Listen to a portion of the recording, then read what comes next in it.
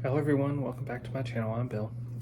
We are in the Ultimate Wilderness book. We are continuing the War Magic series. This will be the Divine spells. We'll look at the Cleric spell list first, and then we'll look at the Druid list in case they have anything different. And we'll see what spells in the Ultimate Wilderness would be very applicable for big medieval battlefield that could give you a big advantage, especially if the other side doesn't have access to it, or if you're using it as like one-use items. So, where is the spells at? 222.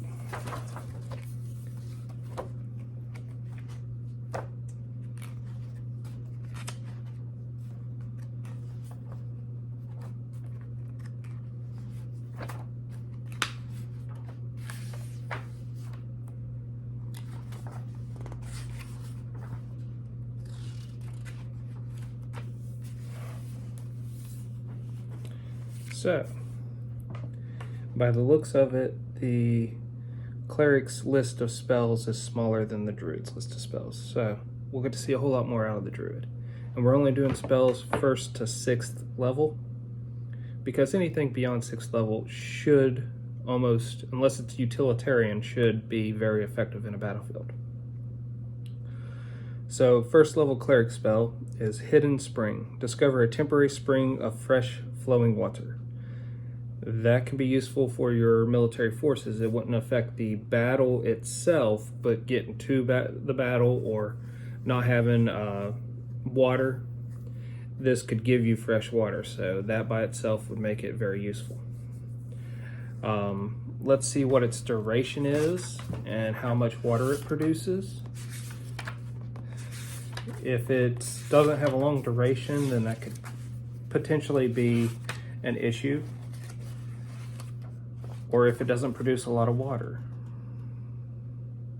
Hidden Spring. Lasts 1 hour per level.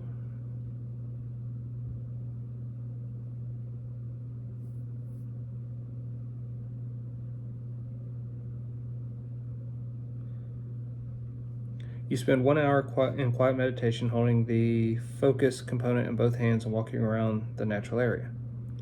You are simultaneously drawn to areas of natural moisture while drawing that moisture closer. As the spell's casting time concludes, you'll thrust the focus component in the ground, and at that point, fresh, clean water trickles forth at a rate of 1 gallon every 10 minutes. Okay, so it's not as useful as I thought.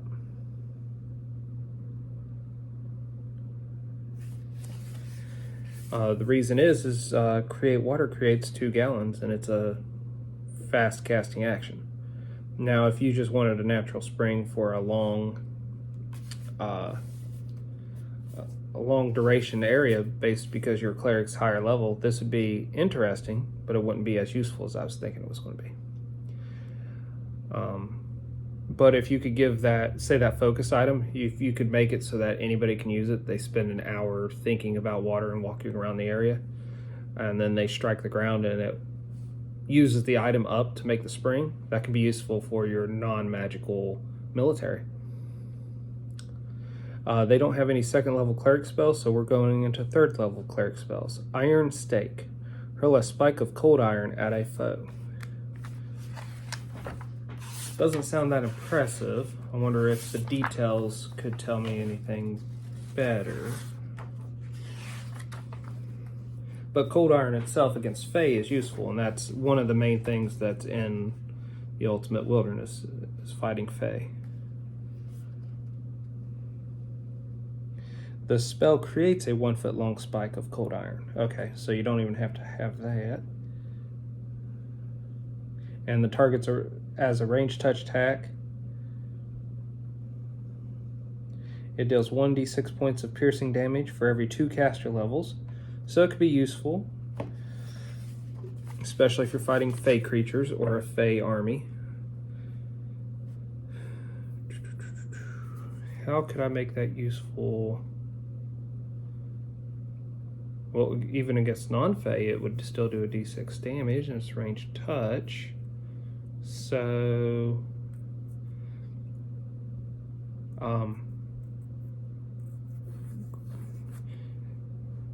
create a bunch of one-use like sling stones.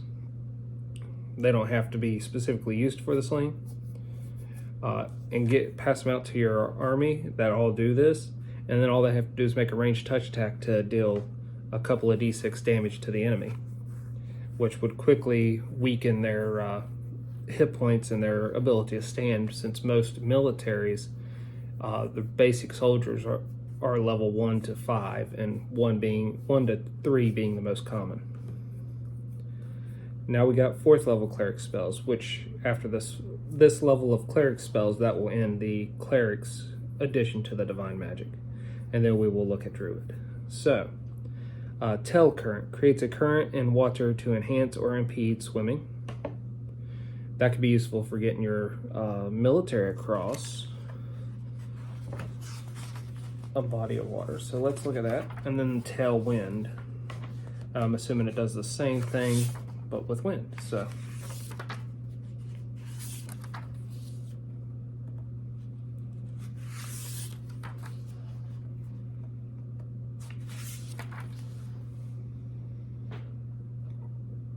this spell functions as Tailwind. So the Tail Current does function the same as Tailwind, except it creates a helpful current in the water instead of the air. So Tailwind, range 120 feet.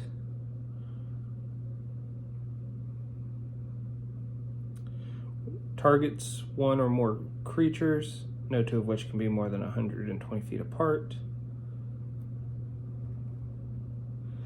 A duration 1 hour per level. You compel the wind to push the target in the direction of your choice. The subject can hustle during local and overland movements without risk of fatigue. If the subjects are flying, their first 20 feet of movement each round is chosen direction does not count against their movement for the round. Each creature remains affected only while within 120 feet of each other subject. You can change the tailwind's direction once per hour by concentrating as a standard action. This spell has no effect underwater, and then the other one's the water effect. So, okay.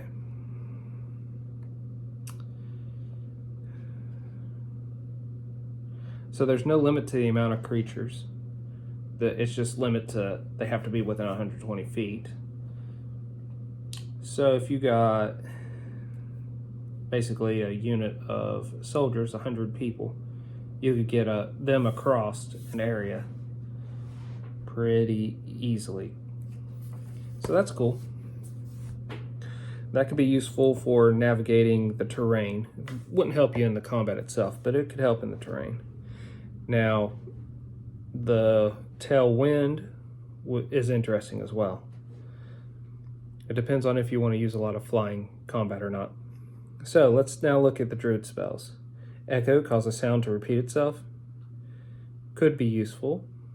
Also could not. So get some stones with that sound and toss it out there and in amongst the enemies and let it just mess with them. Hidden Spring, we already covered that. Snowball, throw a conjured ball of snow at a target. I believe that spell was useful when I did the arcane one.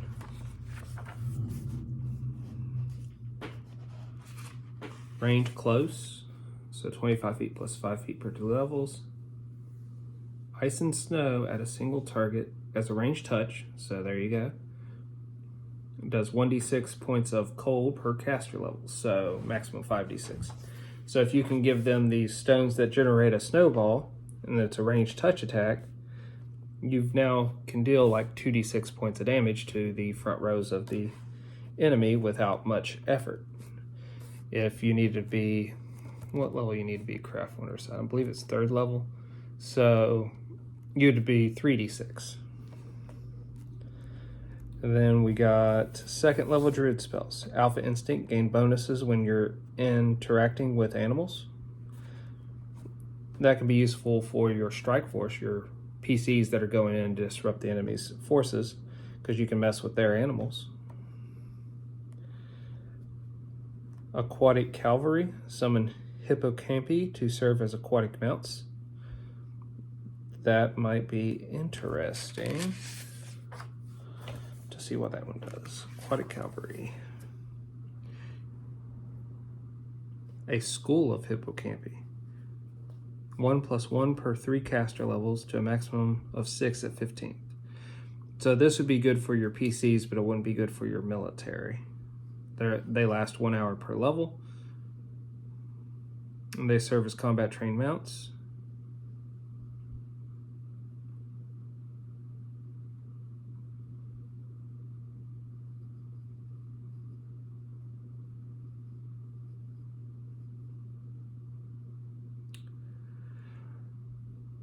So it doesn't limit who can use them. So you could actually use this to ferry a military across, and it lasts an hour per level.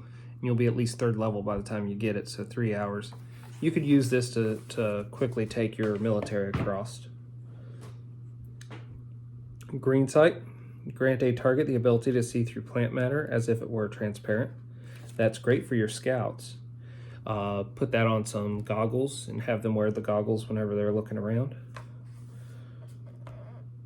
If you wanted it to be more temporary, so that would be cheaper, be like the cost of a scroll, make it where they have to, say, rub an oil or say a phrase to activate it, and at that point it does what it's supposed to do, and when the duration's up, it just ceases to function.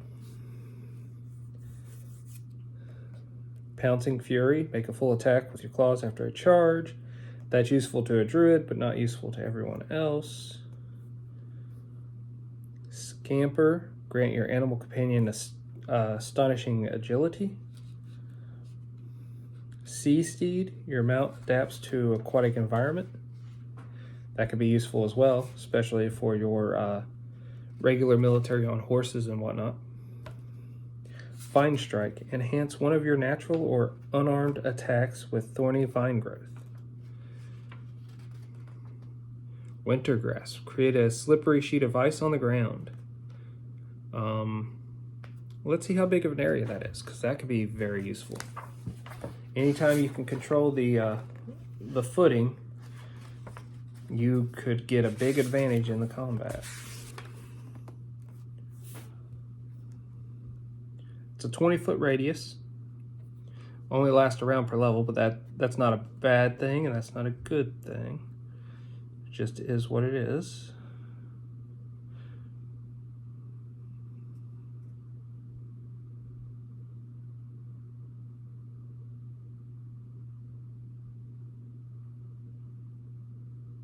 Oh, and it does damage.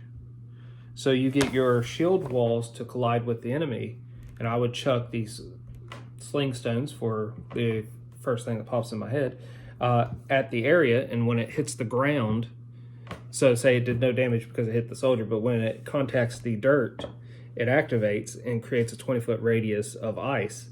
Those standing on the ice would take cold damage, so you might hurt your own soldiers a little bit, but if they're aware of this, they could also take this to their advantage. As soon as the ice hits the ground, they could push against the shield wall and get them to start sliding. Also, in preparation to this, you could have them have cleated footwear, which would allow them to dig into the ice where the enemy wouldn't be expecting it.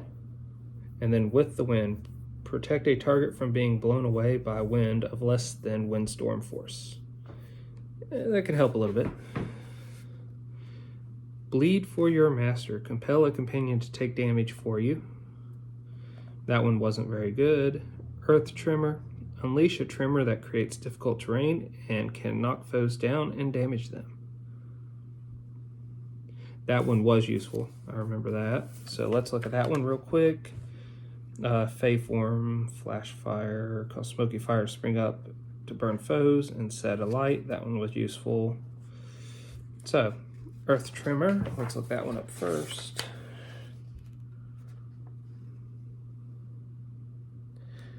Range up to 30 feet, area 30-foot line, 20-foot cone shape spread, or a 10-foot radius spread. You strike the ground and unleash a tremor of seismic force, hurling earth, rock, and sand. You choose whether the earth tremor affects a 30-foot line, a 20-foot cone shape, or a 10-foot spread. Cost them 2 squares of movement to move through it.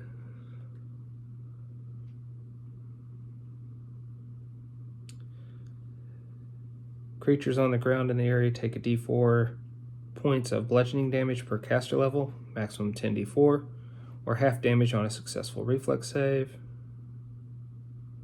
If you fail the save, you're also knocked prone. Put that on a boot that requires like a word activation, and they can stomp and shoot a cone forward or a line. I'd prefer cone. And put that on your shield wall guys and let them know what it is and how to use it. And they could be 3 or 4 guys deep in combat, and they could hit it with that cone. A, that terrain's now changed, so everyone trying to move through it is having a hard time. B, they could be knocked prone, and C, they take some damage. The level of spell for that was 3rd, so they take at least 5d10 damage. Flash fire.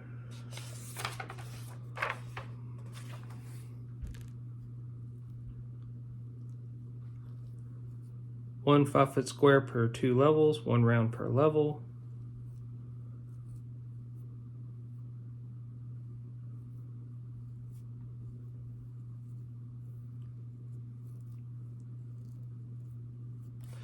It's not as effective as other 3rd level spells as far as it goes, but it can be useful if you wanted to use it for a battlefield.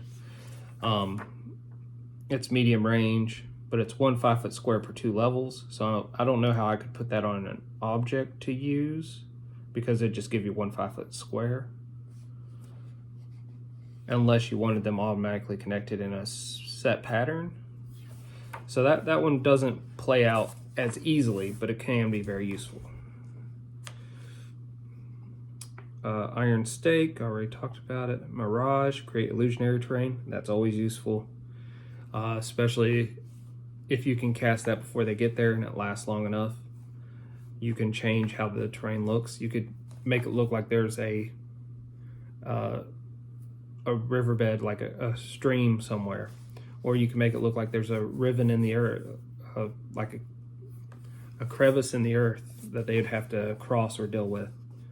Or even a big boulder that isn't actually there.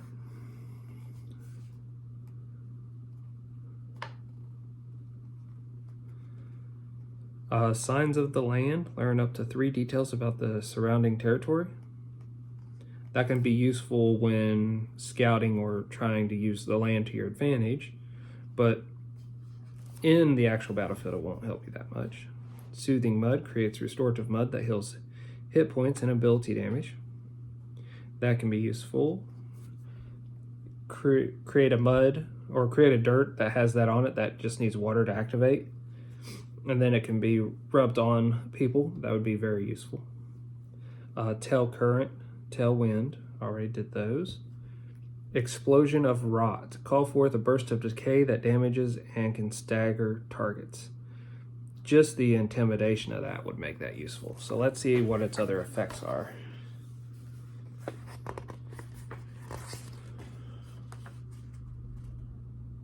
It's a 10-foot radius, so that's going to be cool. This could catch up to 4 guys. The creatures in the area take 1d6 points of damage per caster level. And it's a 4th level, so you're looking at 8th level. 7th to 9th level druid, somewhere in there. And are staggered for a d4 rounds. If it succeeds at a reflex, it takes half the damage and negates the staggered.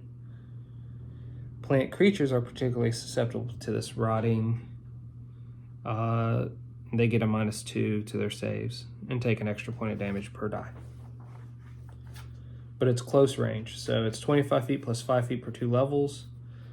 So you're looking like 35, 40 feet. If the spellcaster's casting it, if you just put it on a sling stone, you can throw that sling stone anywhere, and when it hits, it activates. And then just a radius of rot, that would do, what I say, assuming he was 8th level, 8d6. That by itself would decimate a section of the army. And it might only be a 10-foot section, but if you have all those soldiers in that 10-foot section just drop, it makes a big deal, especially now that they have to fill the void. Forest sense the location of distant target that is near a plant or fungus. If you're hunting someone, that could be useful. If you're tracking somebody, that could be useful. Sea stallion, you and your mount adapt to aquatic environment. Okay, I already covered that. Cave fangs, create a trap from stalactites and stalagmites. If you're fighting in caves, that can be very useful. Companion transposition, swap places with your animal companion, familiar or spiritual, via teleportation. If you have a smaller companion that isn't really meant for fighting, but it can get you places, that can be very useful, especially for when the party is the raiding force for a location.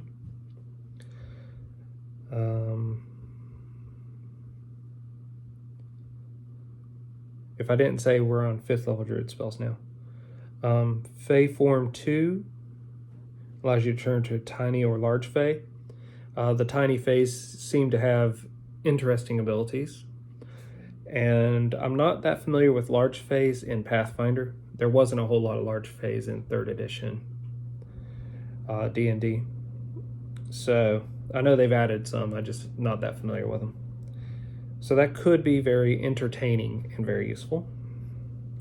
Replay tracks, reconstruct past events from a set of tracks. If you were examining where a battle had already taken place or a raid of some sort or something, that can be useful, but it doesn't, other than giving you that information, wouldn't change what's going on in a battlefield unless